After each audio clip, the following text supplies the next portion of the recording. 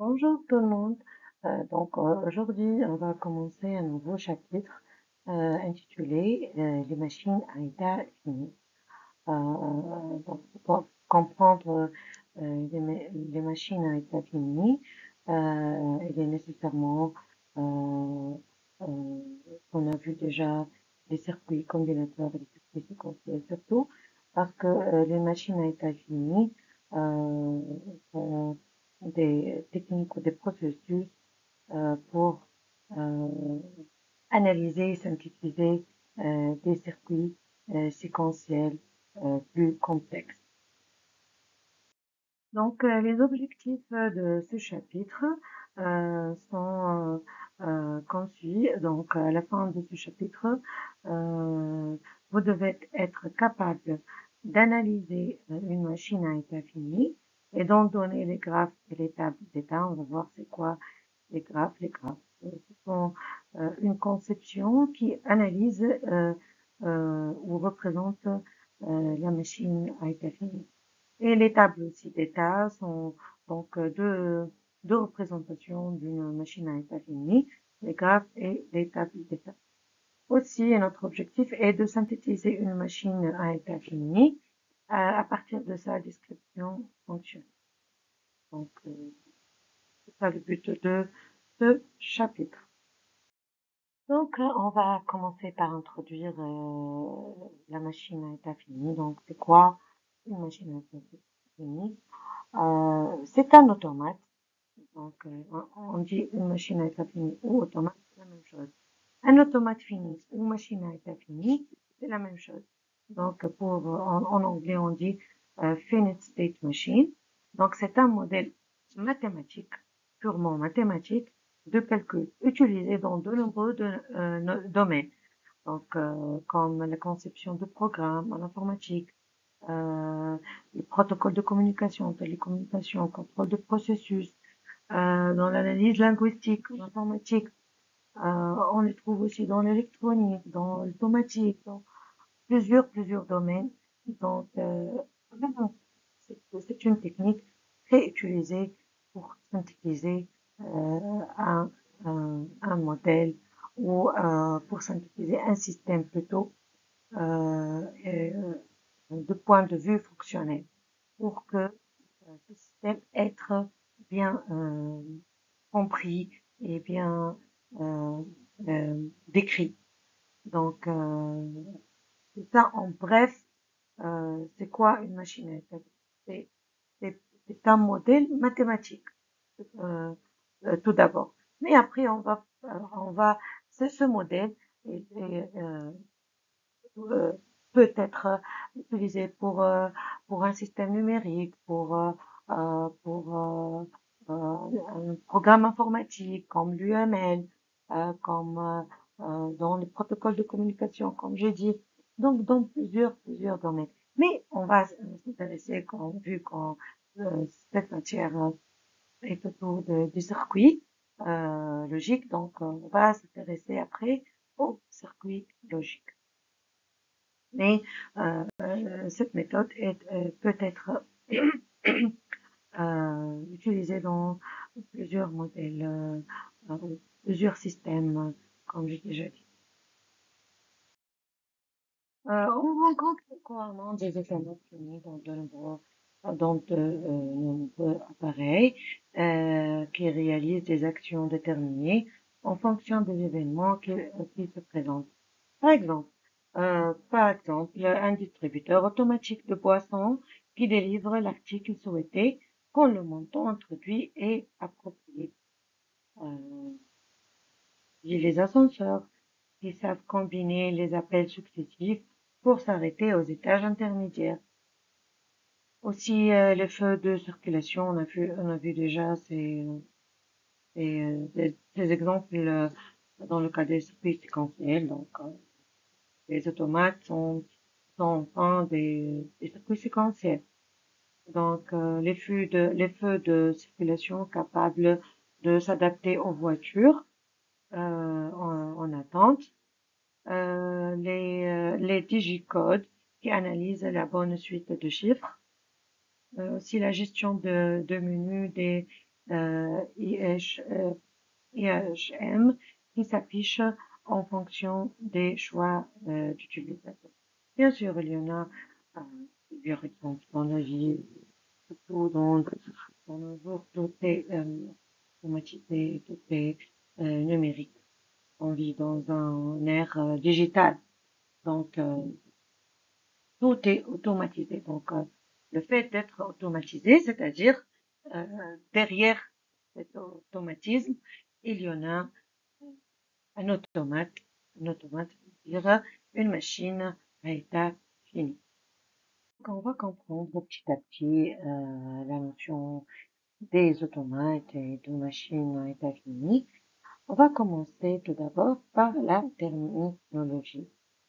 On va comprendre les mots techniques qu'on utilise pour représenter cette technique. Donc, un automate fini est susceptible d'être dans un nombre fini d'états, première des choses, et dans un seul état à la fois. Un automate fini, c'est-à-dire on a un nombre fini d'états et un seul état à la fois. L'état où il se trouve est appelé l'état courant et le passage d'un état à un autre état est dirigé par un événement ou une condition. Le passage d'un état à un autre, il suffit d'avoir une condition. Ce passage est appelé la transition ou une transition.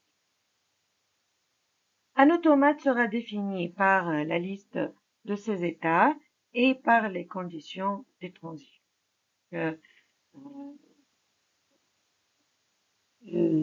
L'automate, dans un automate ou une machine à état fini, on aura des états et des transitions. Et ces transitions sont déclenchées par des conditions. On termine avec la terminologie. Donc, c'est quoi un état?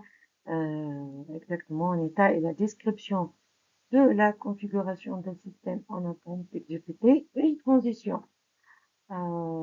C'est quoi une transition? Comme on a déjà dit, une transition est un ensemble d'actions à exécuter lorsque une condition est remplie ou lorsqu'un événement est réussi. Une transition, en fait, c'est le déclenchement d'actions à exécuter. Bien sûr, cette transition est faite si la condition est déjà remplie. Un exemple, une chaîne audio, par exemple, peut être dans l'état CD et recevoir l'événement suivant. Elle passe alors à la piste suivante du CD. Dans certaines représentations de machines finies, il est possible d'associer des actions à un état. Par exemple, action d'entrée réalisée lorsque l'on entre dans l'état, lorsqu'on entre dans l'état. Action de sortie réalisée lorsque l'on quitte l'état. Et action de transition, c'est-à-dire réalisée lors d'une transition. Pour mieux comprendre la notion de machine à état fini, on va prendre un exemple. L'exemple, c'est le portillon d'accès. Un exemple très simple d'un mécanisme que l'on peut modéliser par un automate fini et un portillon d'accès comme celui-là. Donc, ce portillon d'accès, utilisé dans certains métros ou dans d'autres établissements, accès contrôlé, il est une barrière avec 3 bras rotatifs à hauteur de la tête. Donc, tous on connaît ce système de portillon d'accès. Au début, les bras sont verrouillés et bloquent l'entrée et empêchent les clients de passer. L'introduction d'une pièce de monnaie ou d'un jeton dans une fente de portillon ou la présentation d'un ticket ou d'une carte débloque les bras et permet le passage d'un et un seul usager à la fois. Une fois le client entré, les bras sont à nouveau bloqués jusqu'à un nouveau jeton établi. Donc l'algorithme de ce portillon est très simple. Donc blocage et déblocage. Et la transition d'un état à l'autre est suivant le déclenchement ou la condition d'entrée d'une carte d'identité ou de monnaie ou n'importe quoi. Donc juste ceci, le système, le processus de fonction. Donc on va faire maintenant l'automate de ce système et comprendre comment faire la machine a été finie pour ce système. Donc, pour résumer, un portillon peut être vu comme un automate fini à deux étapes. Seulement, on a deux étapes. État verrouillé, et déverrouillé, un lock. Deux entrées peuvent modifier l'état. La première, si l'on insère un jeton dans la fente, entrée jeton, et la deuxième, si l'on pousse le bras, entrée poussée. Donc, on répète, c'est ça le fonctionnement du portillon. Il est nécessaire pour bien synthétiser la machine à état, il faut bien comprendre comment le système fonctionne, ou comment le fonctionnement de ce système pour bien synthétiser le graphe ou le tableau de transition, le tableau d'état. Okay? Pour bien comprendre un automate, il y en a en fait deux descriptions, ou bien par un tableau de transition ou par un graphe. Donc on va commencer par la table. Comme déjà on a dit, dans l'état verrouillé, l'action de pousser n'a aucun effet, quel que soit le nombre de fois que l'on pousse. L'automate reste verrouillé. Si l'on insère un jeton, c'est-à-dire si l'on effectue une entrée jeton, c'est ça la condition de transition, on passe de l'état verrouillé à l'état déverrouillé. Dans l'état déverrouillé, ajouter des jetons supplémentaires aussi n'a pas d'effet. Donc il suffit pour le déclenchement de transition, il suffit un seul jeton et ne change pas l'état. Mais dès qu'un usager tourne le bras du portillon, donc fournit un poussé, la machine retourne à l'état verrouillé. Donc un seul jeton suffit pour verrouiller, après automatiquement va être déverrouillé. Donc ce fonctionnement, on va le résumer dans un tableau de transition, c'est-à-dire on va mettre l'état courant et l'état futur ou l'état suivant. Et bien sûr les sorties, c'est quoi les entrées. L'état courant, c'est verrouillé, par exemple. Si on va entrer un jeton, donc l'état suivant va être déverrouillé. On a dit que suffit un jeton, il va verrouiller, après il va déverrouiller. La sortie, bien sûr, c'est l'endroit de verrouiller. Si l'état courant est verrouillé et on a fait un poussé en jetant, un seul poussé ou plusieurs poussés, l'état suivant va être verrouillé. Rien ne change, on va sortir rien. Parce qu'on a dit la condition de transition d'état, de l'état courant à l'état suivant, la condition ici, c'est de mettre un jeton. Si l'état courant est déverrouillé et on a mis un jeton, l'état suivant va être déverrouillé. Et la sortie, non, c'est bien inévitable. Si l'état courant est déverrouillé, et ici, on a poussé.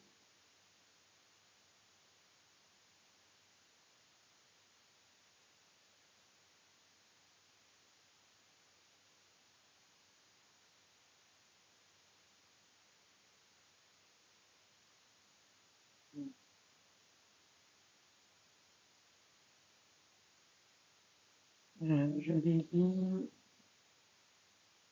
donc si l'état courant est déverrouillé, on va bien comprendre. Donc, en l'état déverrouillé, ajouter des jetons supplémentaires n'a pas d'effet. Ici, j'ai confondu avec l'état verrouillé. Donc, si l'état déverrouillé et on a ajouté deux jetons, euh, on n'a pas, il n'a pas d'effet ici. Bien sûr, le tableau ici, c'est la traduction du fonctionnement du système. Chaque système est différent d'un autre. Donc, on peut, donc, même parfois, dans votre logique, il y en a des choses, mais le fonctionnement ne dit pas ces conditions. Donc, on doit être euh, aligné avec le fonctionnement. Donc, ici, si l'état est déverrouillé et on ajoute des jetons supplémentaires, euh, l'état suivant va rester déverrouillé et la sortie rien. Mais dans le cas euh, d'un usager tourne le bras du portillon, donc fournit un poussé. J'ai confondu avec ici verrouillé. Donc le cas de déverrouiller c'est le contraire de verrouiller. Donc le cas de déverrouiller et on a fait un poussé. Donc l'état suivant, bien sûr, après c'est un jeton, hein.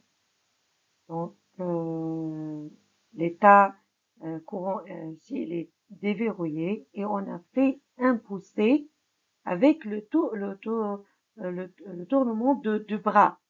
Donc l'état suivant va être verrouillé et la sortie va être verrouille le portillon.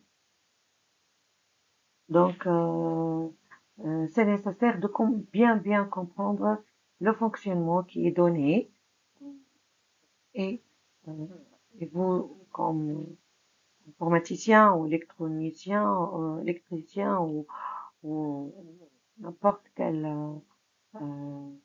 technicien, euh, tu dois être très proche du fonctionnement réel donné.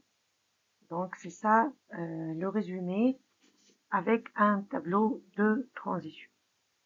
Donc on répète, dans le cas de verrouillé, si on a jeton, l'état suivant déverrouillé.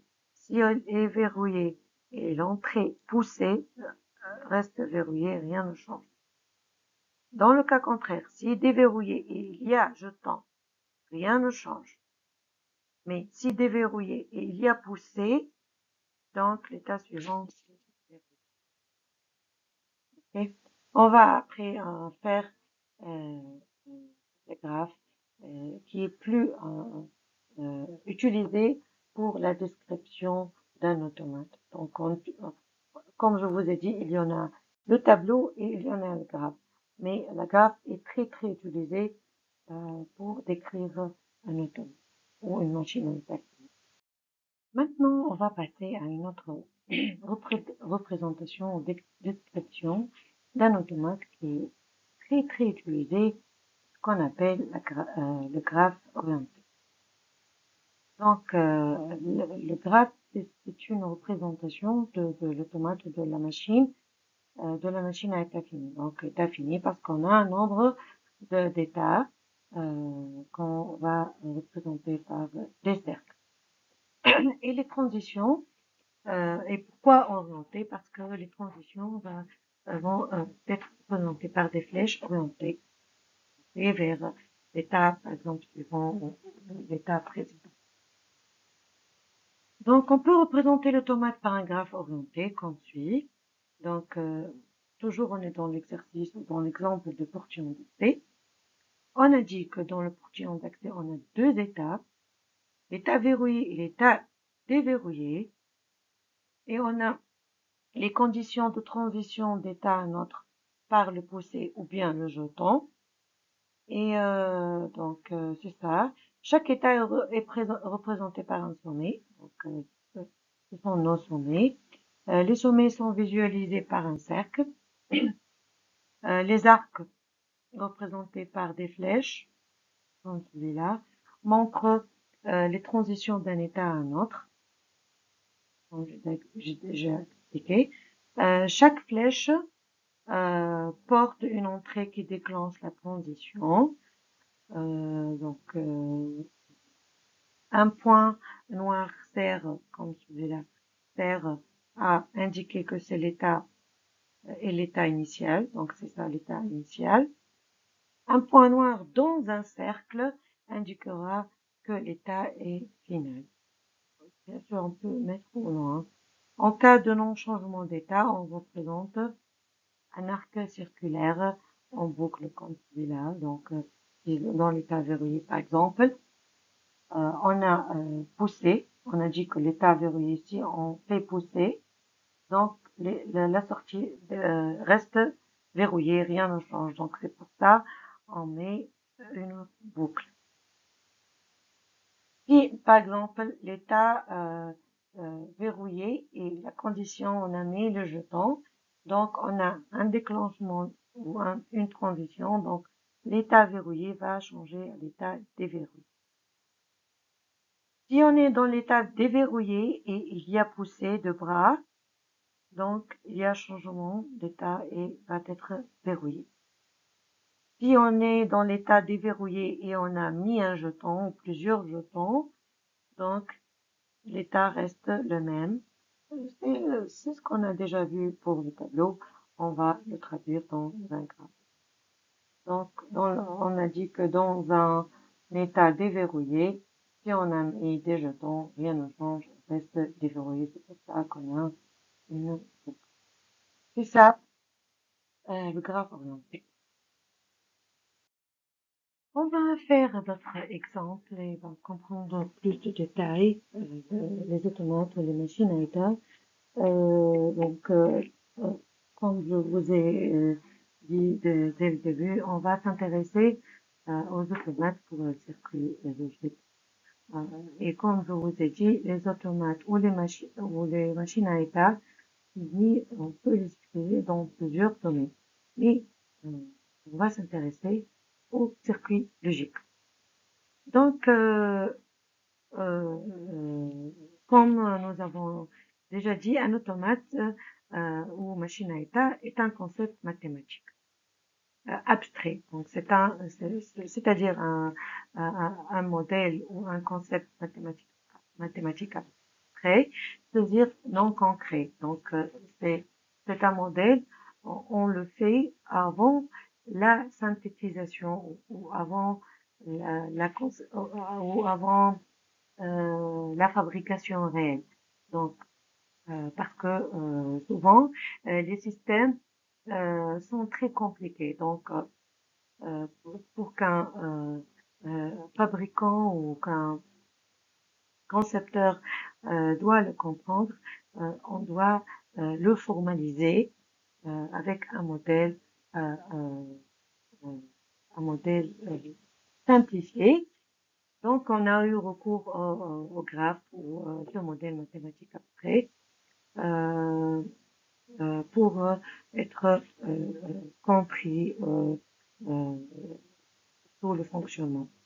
Donc, il offre un formalisme très utile en informatique, comme je vous ai dit, surtout pour construire, par exemple, un logiciel ou une application. On a recours à la conception UML. UML, en fait, c'est un graphe ou en électronique, comme on a déjà mentionné, comme on a donné l'option d'accès, pour modéliser le comportement du processus de contrôle ou des protocoles. En effet, tout circuit logique possédant un emplacement de mémorisation, comme déjà vu les registres, les compteurs et tout ça, ne serait ce qu'un seul bit, par exemple, est une machine à état. Donc, les circuits logiques, même avec un seul bit, comme par exemple les registres, est une machine à état. Dès lors, il peut être parfois avantageux d'utiliser le concept de machine à état pour décrire le comportement d'un seul système. Mais en général, les systèmes sont plus compliqués qu'un registre ou un compteur, donc les circuits réels sont très compliqués. Les circuits réels sont euh, composés de systèmes élémentaires comme le registre. Dans un circuit réel, le registre d'état a une taille finie et le nombre d'états qu'on a pris ici. Un registre, c'est un cas très simple. Taille finie et le nombre d'états, bien sûr, qu'il peut prendre est limité. Les machines à état réel sont donc des machines à nombre d'états fini. C'est pourquoi on dit machine à état fini, parce que le nombre d'états, c'est fini, pas illimité. Abusivement appelé machine à état.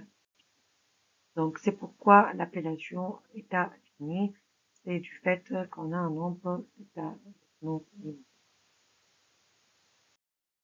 Donc, les machines à état permettent de décrire des systèmes séquentiels dont l'évolution est plus complexe que les compteurs ou les registres.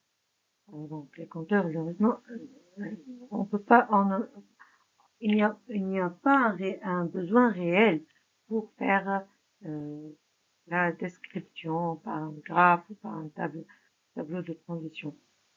Mais il y en a des systèmes séquentiels très compliqués et l'évolution est complexe, donc il est remarquable de constater que le concept relatif aux automates se retrouve désormais dans les applications diverses, comme dans les circuits numériques, les automatismes industriels, surtout dans les industries. On trouve des automates et on appelle aussi des automates, dont l'appellation est venue de ce concept. Les processeurs, bien sûr, ou les microcontrôleurs, les programmes informatiques, bien sûr, comme je vous ai dit, pour faire par exemple, un URP ou un système, par exemple, bancaire ou un système euh, médical dans un hôpital, par exemple, on a eu recours au ce concept de machine à état fini. Et bien sûr, il y en a une autre appellation qu'on appelle l'UML. Donc, c'est une sorte de machine à état fini pour faire la description de ce système. Et après, la programmation et la conception réelle de l'application est devenue plus simple. Donc, le fonctionnement d'une machine à état fini pour les circuits logiques, les machines séquentielles. En fait, c'est la même chose, mais juste euh, on va caractériser donc pour les machines séquentielles séquentielles algorithmiques caractérisées par un vecteur d'entrée, c'est-à-dire un ensemble d'entrée, un vecteur de sortie, c'est-à-dire des sorties, et une séquence d'état définissant son comportement. On a déjà vu pour l'exemple de Portion, mais le Portion est un système très simple. Donc, juste le fonctionnement de la machine à état euh, euh, est donc caractérisé par des entrées, des sorties et une séquence d'états qui définissent leur comportement. La machine ou l'automate va passer d'un état à l'autre, comme on a déjà dit, suivant les séquences d'entrée qu'elle reçoit. On attribue généralement à la machine un état de départ, lui permettant de débuter son fonctionnement à partir d'un point fixe. C'est la même chose qu'on a déjà vu pour le cas général d'un automate et aussi pour le cas des circuits logiques, c'est la même chose. Donc, parce qu'en fait, l'automate, c'est un modèle abstrait un modèle mathématique abstrait qu'on peut l'utiliser pour n'importe quel système, et notamment système logique. On est encore dans le fonctionnement des machines à état pour les circuits logiques. Donc, les machines à état fini sont généralement représentées par un diagramme des états, comme on a déjà vu dans les graphes tout à l'heure.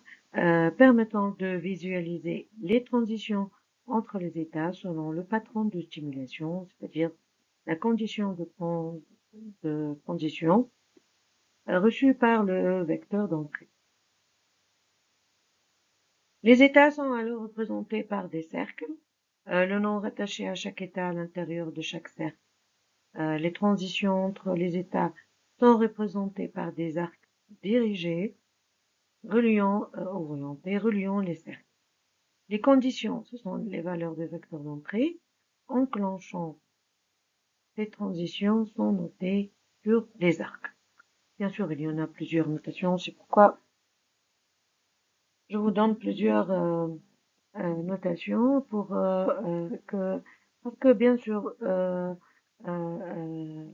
de standard à un autre, les notations changent, mais grosso modo, c'est ce que je vous ai donné, c'est ce que qui est utilisé le plus couramment. Et finalement, la valeur de sortie est généralement indiquée soit sur l'arc, parfois on trouve des notations sur l'arc, séparées des entrées par un trait oblique, comme celui-là, ou à l'intérieur du cercle. D'autres notations, on le trouve dans le cercle, séparé du nom de l'état par un trait. Donc c'est ça, grosso modo, le fonctionnement ou le standard de machine à état. C'est comme déjà, on a déjà vu. Donc voici un exemple de machine à état ou d'un automate où les sorties sont indiquées à l'intérieur des cercles. On va voir ces notations. Donc ici on a combien d'états? On a 3 états. Les états sont notés E0, E1 et E2. Donc 3 états. Un état de départ, il est E0. Une entrée notée sur les axes, donc c'est par exemple une entrée et une sortie associée à chacun des 3 états. Par exemple, ici dans cette notation, on a choisi les sorties sont associées à l'état. Donc ici E0 slash ou le trait slash 0. Donc respectivement 0, 0, 1. Donc les sorties, la première sortie 0, la deuxième 0 et la troisième 1. Donc ici les sorties sont associées à l'état. Parfois on trouve les sorties sont sur l'arc. Ça dépend, mais tous sont corrects et ça dépend de notation. Ok, donc c'est ça, grosso modo, la notation ou les standards qu'on a pour un automate. On va comprendre maintenant le fonctionnement de cette machine. Donc cette machine permet de détecter une séquence de 1 consécutif en entrée. Donc c'est un comme besoin. Considérons en effet son fonctionnement. Donc voici l'algorithme de le fonctionnement de cette machine. Donc au départ la machine est à 0 et sa sortie à 0. Et comme on a déjà dit qu'on a 3 états, tant que la machine ne reçoit pas 1, elle demeure à E0 et sa sortie à 0. Donc tant que on n'a pas la condition 0, condition 1 plutôt, ne reçoit pas 1, c'est-à-dire on a à 0, donc reste à E0. Et sa sortie qui est à l'intérieur du cercle, donc E0 slash 0, reste 0. Si la machine reçoit 1, donc on a la condition 1, elle change d'état et part vers E1. Le début de la séquence E1, 1 est détecté et la sortie demeure à 0. Donc 0 slash 0. Si à cette étape, la machine reçoit en entrée 0, la séquence est brisée, la machine revient à E0 et tout reprend depuis le début. Si la machine reçoit 1, alors qu'elle se trouve en E1, elle transite vers E2.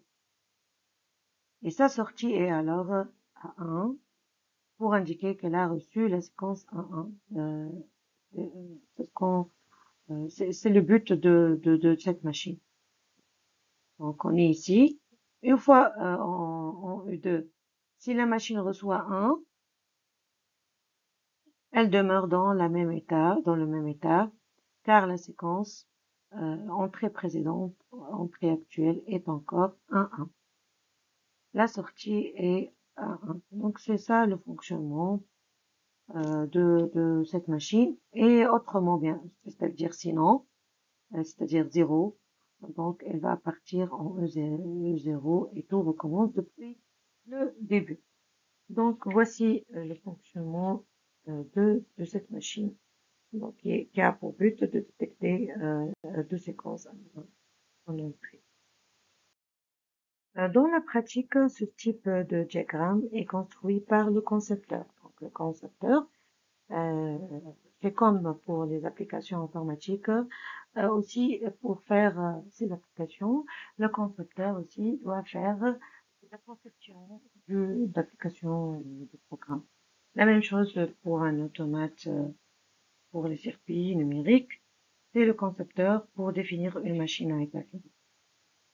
Il importe donc de bien comprendre les règles et user d'imagination et de créativité pour aboutir à un tel résultat.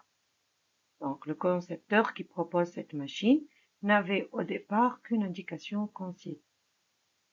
Par exemple, le client va lui proposer, bien sûr le client n'est pas un informaticien, il a un besoin spécifique, il va au concepteur ou au développeur, il lui demande, par exemple, ceci, concevoir une machine qui prend une entrée et une sortie. La sortie vaut 1 si la machine reçoit en entrée la séquence 1-1, autrement la sortie vaut 0. Par exemple, un client, c'est un projet très simple, mais en réalité, pour les clients, par exemple, un système bancaire ou un système, je ne sais pas, éducatif, les programmes, l'application est très compliquée. Donc, le concepteur doit entendre très bien le besoin du client. Après, le concepteur, il a l'imagination, il doit utiliser toutes les règles, aussi il doit utiliser euh, euh, la créativité pour aboutir au résultat demandé par le client. Et c'est ça, grosso modo, comment ça se passe, la conception du machine à état, depuis le client vers le concepteur, après parfois, le concepteur, ce n'est pas lui-même le développeur. Donc, on a client, concepteur, développeur. La même chose pour les circuits numériques aussi. On a un client, on a un besoin, on a une conception, c'est-à-dire l'automate et la machine à état. Après, la fabrication ou le développement aussi après la fabrication. Donc, c'est ça, grosso modo, la synthèse du circuit. Comment ça se passe. On va voir maintenant d'autres types de notation qu'on a déjà parlé. Alors, on a vu la sortie dans le cercle, On va voir maintenant notre exemple avec le résultat qu'on va noter sur les arcs. Donc, c'est un autre cas, un exemple de machine à état où les sorties sont indiquées sur les arcs. Voici les éléments qu'on y trouve. Deux états ici, E0 et E1. Un état de départ, bien sûr, E0. Une entrée notée sur les arcs.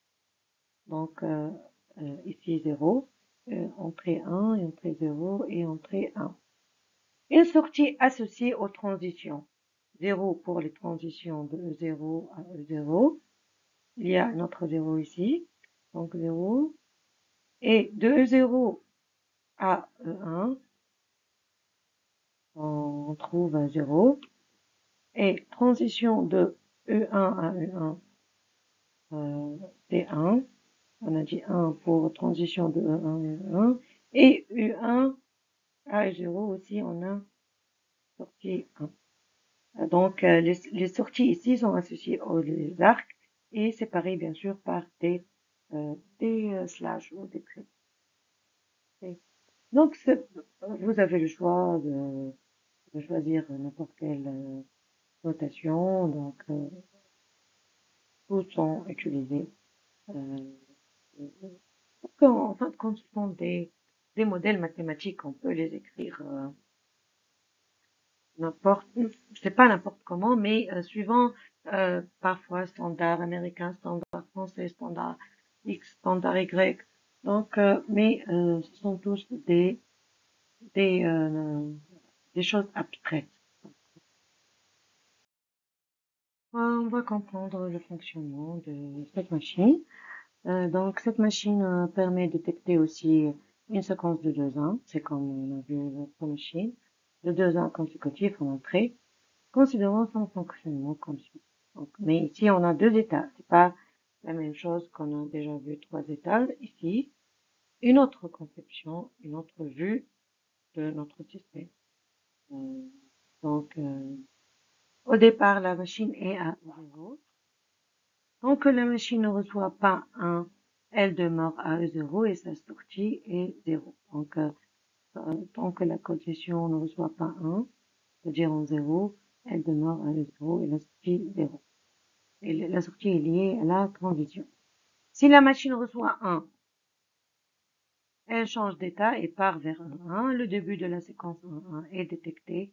La sortie demeure à 0, mais elle est euh, associée, associée à la transition. C'est 0 ici. Si à cette étape, la machine reçoit en entrée 0, la séquence est brisée et la machine revient à 0 et tout reprend depuis le début, comme on a déjà vu tout à l'heure. Si la machine reçoit 1,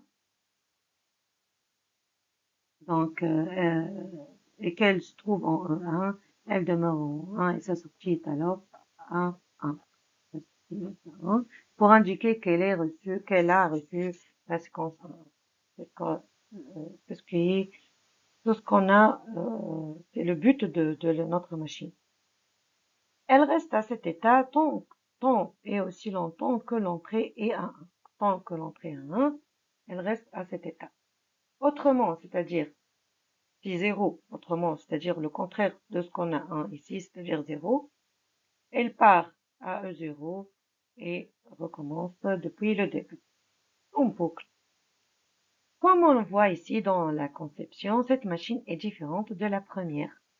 De la première, on a 3 états, mais ici, on a 2 états. Mais dans son fonctionnement global, elle est identique. Donc, pourquoi ici, j'ai voulu donner cet exemple? Que la conception ne peut pas être unique. L'imagination n'est pas unique. L'imagination, euh, depuis un concepteur à un autre, se diffère. Par exemple, vous voulez bâtir une maison et vous allez pour un architecte X, et après vous allez pour un architecte Y. Et vous allez, bien sûr, par exemple, votre besoin, je ne sais pas, S+2 ou S+3, les deux vous donnent votre besoin S+2, mais chacun a sa conception. Et bien sûr, la conception se diffère d'une autre, mais toujours on a une conception optimisée ou la meilleure. Donc c'est la même chose ici pour les machines à état, pour les circuits numériques. On peut avoir plusieurs conceptions, mais on peut choisir en fin de compte la conception qui est le plus idéal. Donc le fonctionnement le fond de fonctionnement est le même, mais, par exemple ici il est plus simple. Donc on a deux états seulement et pour la première conception on a trois états. Passons maintenant à l'architecture des machines à état. En fait, il y en a deux fameuses architectures qu'on va les voir. D'un point de vue pratique, il existe des machines à état asynchrones, donc on dit asynchrone, c'est-à-dire n'utilisent pas de signal d'horloge pour leur registre d'état. Les éléments de mémorisation sont asynchrones, comme RAM asynchrone, Latch RS asynchrone, bien sûr, Latch JK, Latch D, etc. Et aussi des machines à état synchrones, donc utilisant un signal d'horloge pour leur registre d'état. Les éléments de mémorisation sont synchrones, comme le RAM synchrone, bascule RS synchrone, bascule JK synchrone, bascule DX synchrone, etc. Deux mathématiciens et informaticiens américains se sont penchés sur les machines à état au milieu des années 50 et ont proposé chacun son modèle. Donc, on trouve le modèle de George H. Mealy et Edward F. Moore. Donc, ils sont reconnus par Mealy et Moore. Donc, d'où le nom de ces architectures qu'on va aller voir en détail. Donc, il y en a deux architectures, l'architecture de Mealy et l'architecture de Moore. Et bien sûr, chaque architecture a ses spécificités. On va commencer par la machine de Mealy. Donc, dans une machine de Mealy, la sortie est calculée en fonction de l'état présent et de la valeur présente des entrées. Les sorties peuvent alors changer immédiatement après un changement des entrées, indépendamment de l'horloge. Donc, ces systèmes sont alors totalement asynchrones. Donc, la machine de Mealy, c'est une machine asynchrone. Ils sont plus rapides que les machines de Moore, indépendamment de l'horloge. S'il y a un changement d'entrée, il y en a un changement de sortie. Mais beaucoup plus instable et difficile à concevoir. Donc, on va avoir les principes de fonctionnement des machines de Mealy et on va voir la machine de Moore et on va comparer les deux. Et bien sûr, s'il y en a plus qu'une architecture, ça dépend de besoins, ça dépend de besoin du client ou le but de la conception. On va choisir telle architecture est plus adaptée à un système ou à un autre. Le principe de Mealy, donc de la machine de Mealy, donc on a deux fonctionnements. Donc on a des entrées, bien sûr, des sorties, comme n'importe quel système. On a un calcul d'état et on a l'état futur et l'état où l'histoire ou la mémorisation est conservée dans un registre d'état. Donc l'histoire du système, c'est-à-dire l'historique, c'est-à-dire les états précédents, sont conservés dans le registre d'état. Les sorties dépendent de l'état présent et des entrées. Donc les sorties dépendent de l'état présent et des entrées. On continue avec le principe de machine de Mealy.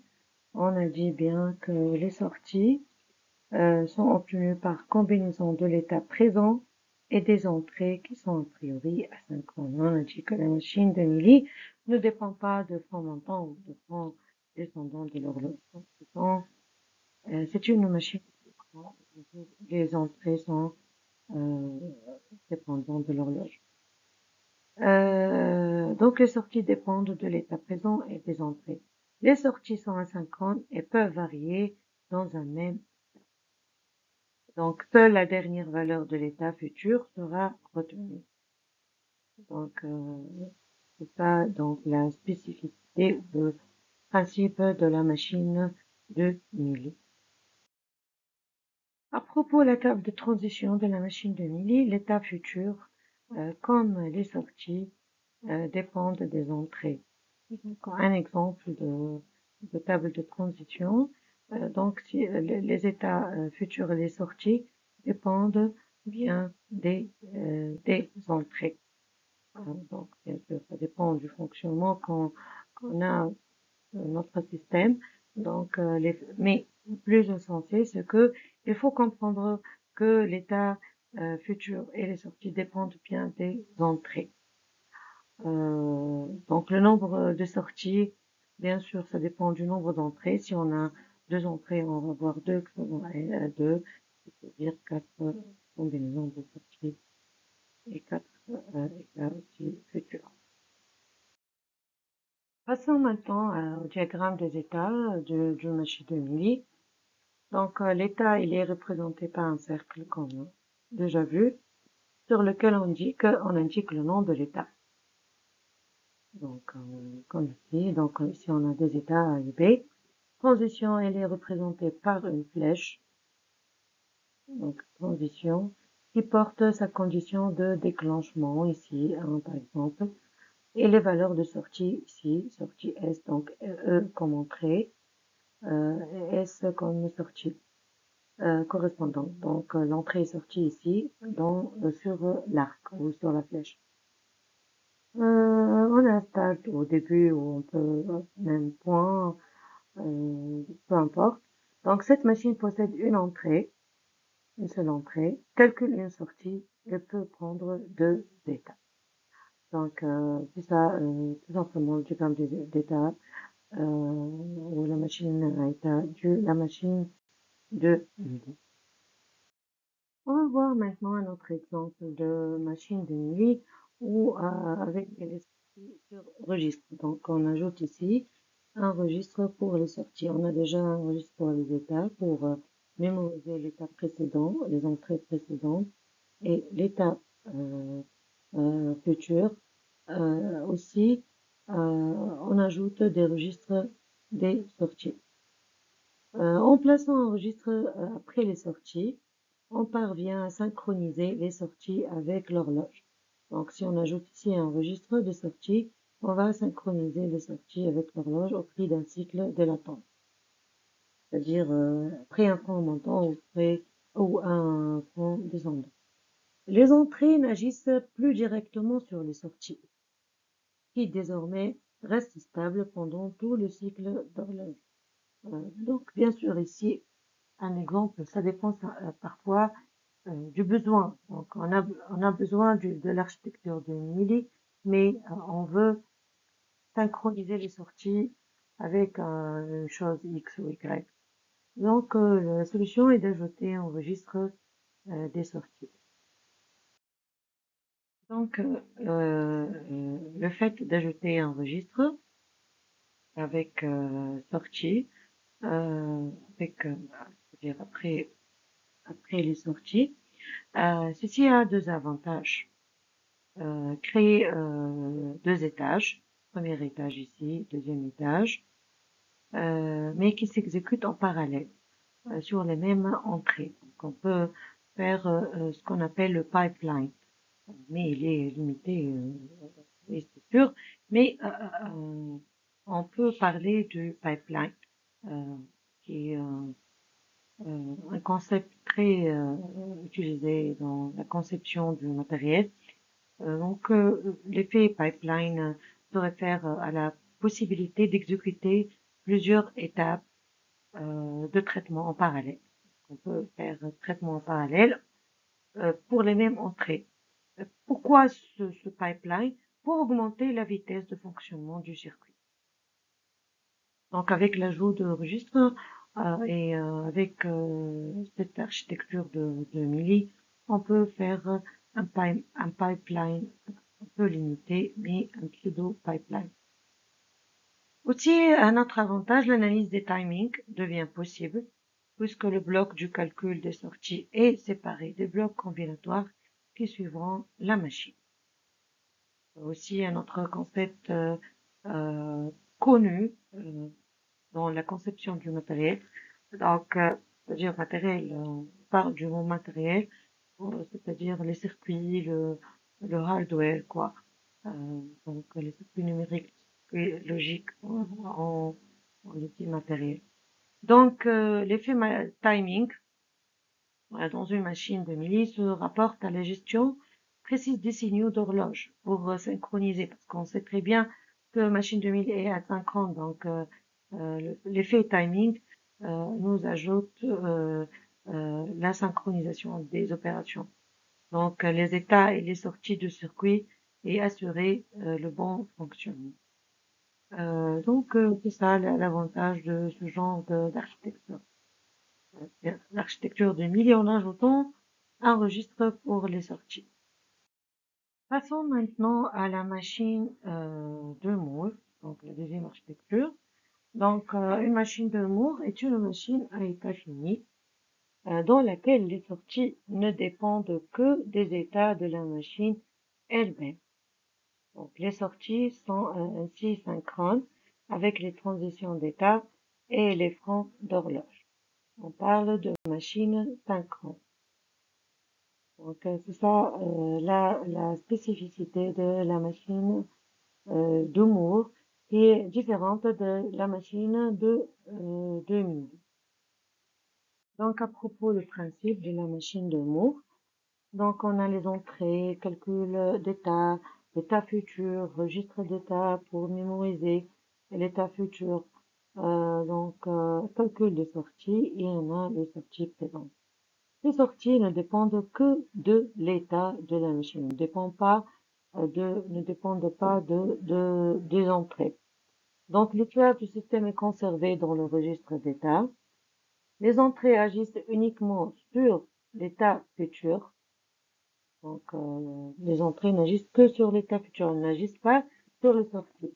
C'est pas comme l'architecture de Mealy. Les sorties ne dépendent que de l'état présent. Donc, c'est ça la spécificité de la machine de Moore.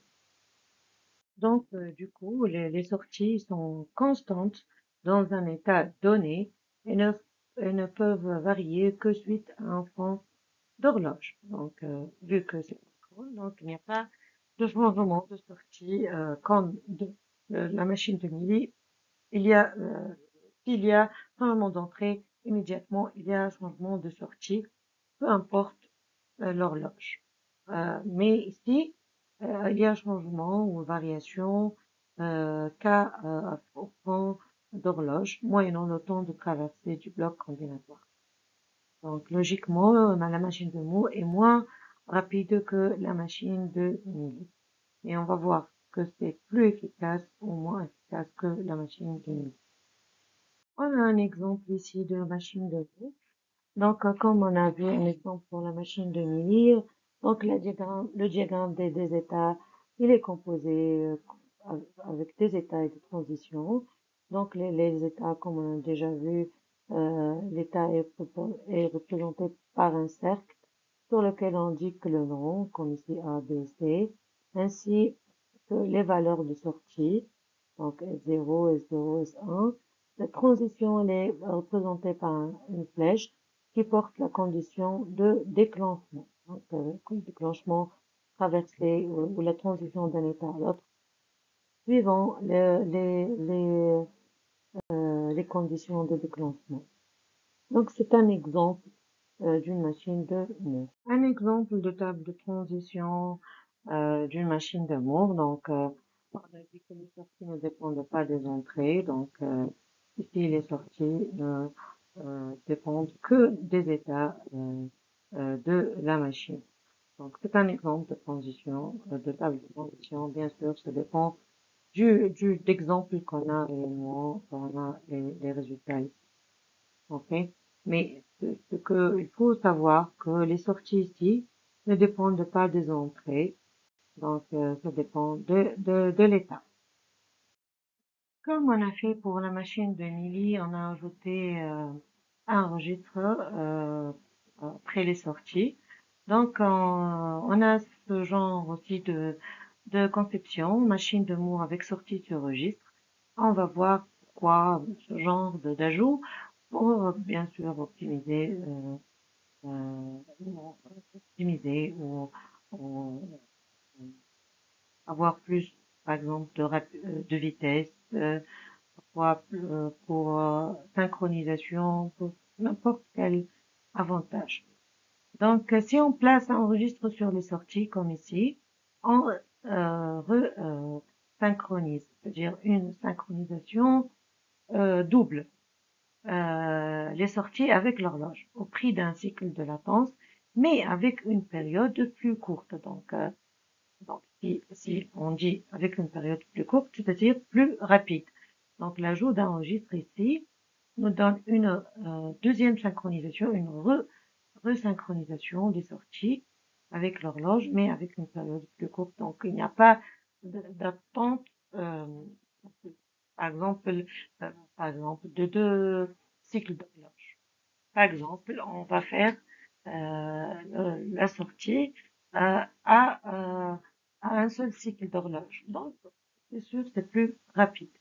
Donc, bien sûr, ici, ça dépend du besoin qu'on a et ça dépend de l'exemple qu'on a. C'est pas nécessairement qu'on ajoute. Si le besoin nous donne ou nous oblige d'ajouter euh, qu'on veut, par exemple, plus rapide et on veut un parallélisme, on veut euh, euh, une fiabilité euh, spécifique, on ajoute. Sinon, c'est pas la peine. Donc, toujours la conception, ça dépend du besoin réel. Comme pour la machine de Milly, l'analyse des timings est possible puisque le bloc de calcul des sorties est séparé du bloc combinatoire qui suivront la machine. De plus, les deux étages obtenus sont généralement bien équilibrés, d'où un effet pipeline réel. Donc, pipeline, si on dit pipeline, c'est-à-dire qu'on peut exécuter plusieurs étapes ou deux étapes en parallèle. Et du coup, on a une vitesse plus augmentée et une vitesse plus rapide, avec un fonctionnement, bien sûr, un bon fonctionnement du circuit. Et aussi, donc, mais ici, un vrai pipeline, puisque la machine de Moore est déjà synchrone, on a un effet, à l'effet réel du pipeline. Et la question qui se pose, donc, euh, quelle est la meilleure architecture Millet ou Moore? Comment choisir entre ces deux architectures? Quel est le choix adéquat pour la conception de mon circuit? Euh, eh ben, il n'y a pas une réponse directe. Toujours, je dis bien, pour le choix, il y en a des contraintes pour la réalisation. Donc, comment choisir entre une machine de Milly et une machine de Moore? Sur un plan théorique, il existe toujours une machine de Moore équivalente à une machine de Milly, et inversement. Mais les contraintes du système, c'est-à-dire la réactivité ou de réalisation, c'est-à-dire du point de vue surface, vitesse, consommation, etc., nous imposent parfois le choix. Parfois, il y en a des choix imposés par les contraintes matérielles qu'on a. En l'absence de contraintes, par exemple, si j'ai pas de contraintes vraiment, l'être humain a généralement tendance à raisonner en termes de machines de Milly. Et on va voir pourquoi. Pour cela, on va commencer par l'architecture de Milly. Dans l'architecture de Milly, le nombre d'états est généralement plus faible dans le cas d'une machine de Milly, puisqu'elle peut réagir sans changer d'état. La logique de calcul de l'état futur est donc plus simple et plus rapide. En revanche, la logique de calcul des sorties est beaucoup plus complexe, car il faut réagir aux entrées immédiatement.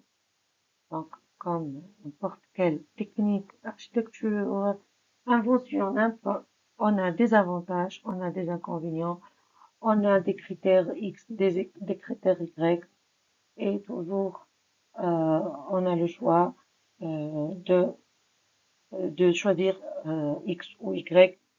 Toujours, ça dépend de votre besoin. On ne peut pas dire dans l'absolu ceci est meilleur que cela ou cela est meilleur que ceci. Donc, toujours, ça dépend du notre besoin. Quant à l'architecture du Moore, on trouve le nombre d'états d'une machine de Moore équivalente et plus grand euh, plus grand que pour la machine de Millie, car il faut changer d'état pour réagir. En revanche, les sorties sont fixes dans chaque état, donc le calcul des sorties est relativement simple, voire parfois immédiat. Donc le chemin critique se trouve relativement bien partagé entre les deux blocs logiques. Donc l'effet pipeline sera meilleur et le cycle d'horloge plus court. Donc on a vu pour l'architecture du MIDI, on a le chemin critique est plus long, et alors que pour l'architecture de Moore, on trouve que le chemin critique est bien partagé. On a l'effet pipeline. Donc en fait, c'est quoi le chemin critique? Donc c'est le chemin critique dans une machine et le chemin le plus long entre les éléments logiques qui détermine en fait la vitesse maximale à laquelle le circuit peut fonctionner. Euh, peut fonctionner sans erreur de synchronisation. La gestion et l'optimisation du chemin critique sont essentielles et très importants pour obtenir les performances optimales du circuit. Donc, c'est comme un critère pour la conception, c'est le chemin critique. Donc, à vous de choisir Moore ou Millie, ça dépend de votre besoin et de votre conception. Quant à la comparaison entre Millie avec registre et Moore avec registre, donc pour Millie avec registre, l'ajout d'un registre en sortie permet de stabiliser les sorties, mais présente deux inconvénients. Il prive la machine de Millie d'un avantage qui est sa réactivité. Il ajoute un cycle de latence avec une période déjà longue. Donc ce registre n'apporte finalement pas grand-chose du point de vue des performances. Alors que pour l'architecture de Moore, l'ajout d'un registre permet d'exploiter pleinement la technique du pipeline. On aura du vrai pipeline, pas dans le cas de Millie.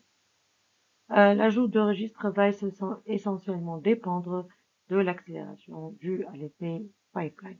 Bien sûr, comme je vous ai dit, l'ajout ou le choix d'architecture, ça dépend du système, ça dépend du projet, ça dépend du circuit que vous allez concevoir.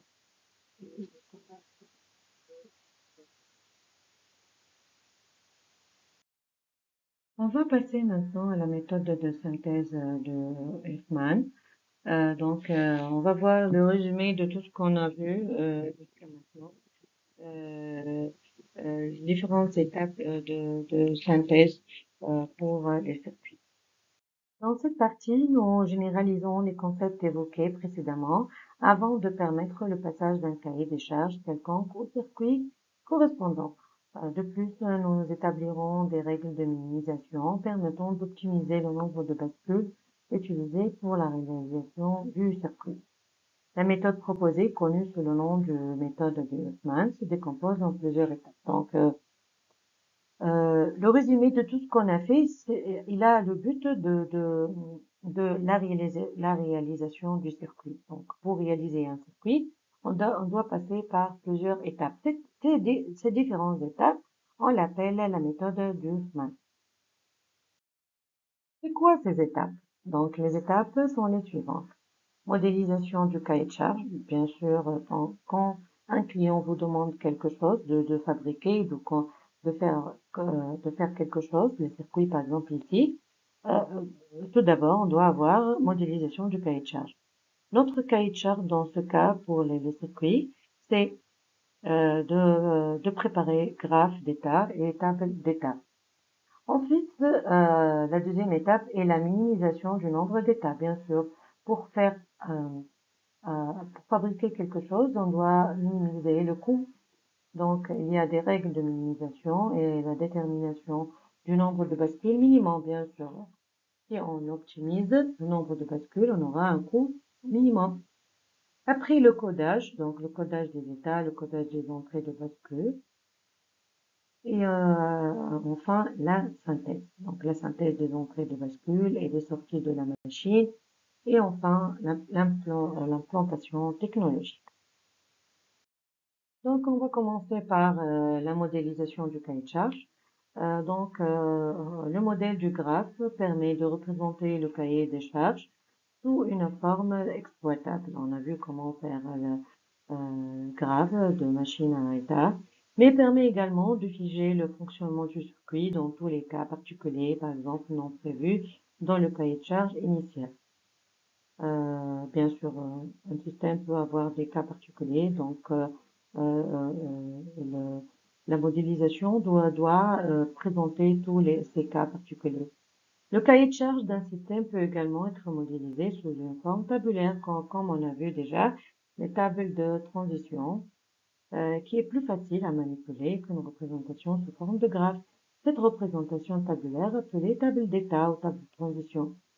Donc, cette table est directement déductible du graphe d'état. Donc, la modélisation du cahier de charge peut être faite par des graphes ou d'une façon tabulaire. Donc, comment la minimisation du nombre d'états se fait? Donc, le nombre d'états de la machine influe directement sur le nombre de bascules, bien sûr. On dit donc le nombre d'états, c'est-à-dire le nombre de bascules nécessaires pour réaliser ce système.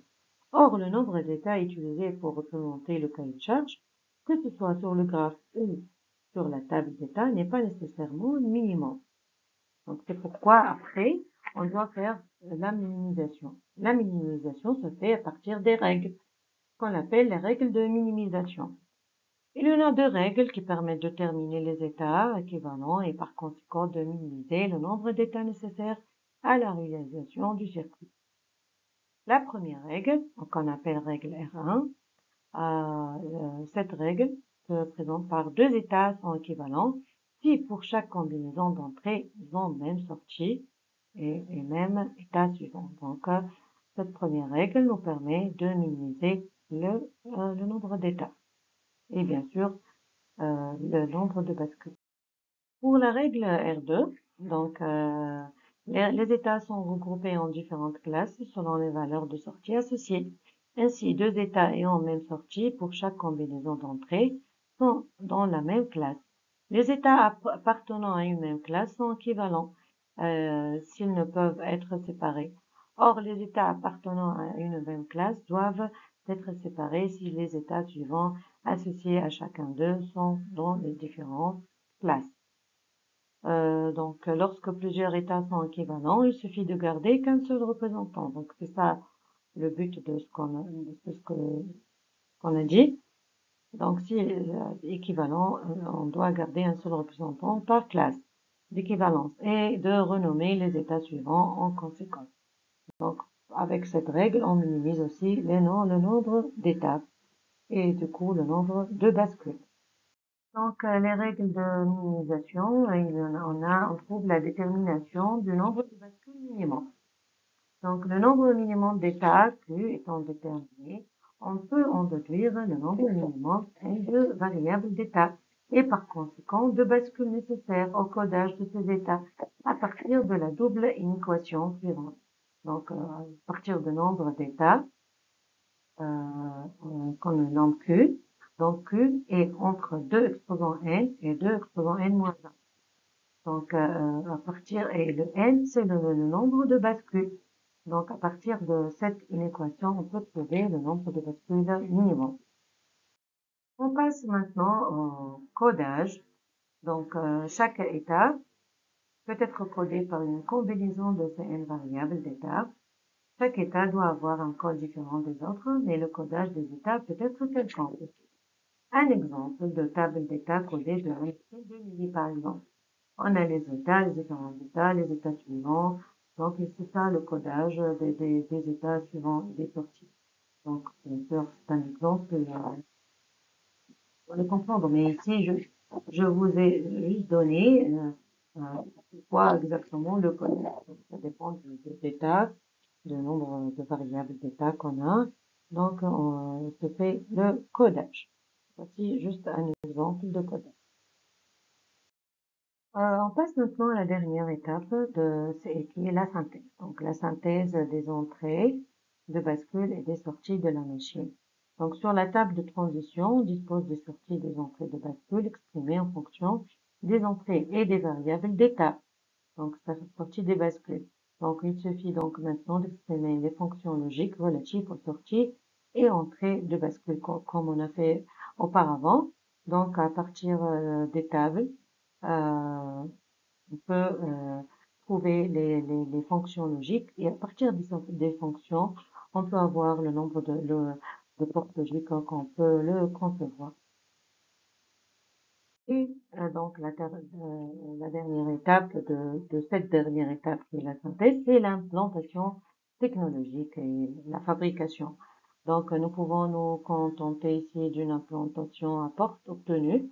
Donc à partir des fonctions logiques qu'on a trouvées, l'implantation à porte obtenue directement à partir des équations déterminées aux sorties et entrée de bascule. Donc voici un exemple. C'est un exemple juste donc d'implantation. Donc c'est ça, c'est la dernière étape de synthèse des circuits. Donc vous voyez ici donc plusieurs étapes pour construire quelque chose. On a plusieurs étapes à faire pour avoir un bon résultat, une conception très proche de tout ce qui est voulu de clients. On doit passer par ces différentes étapes. Donc, merci bien pour votre attention et à très bientôt pour notre chapitre.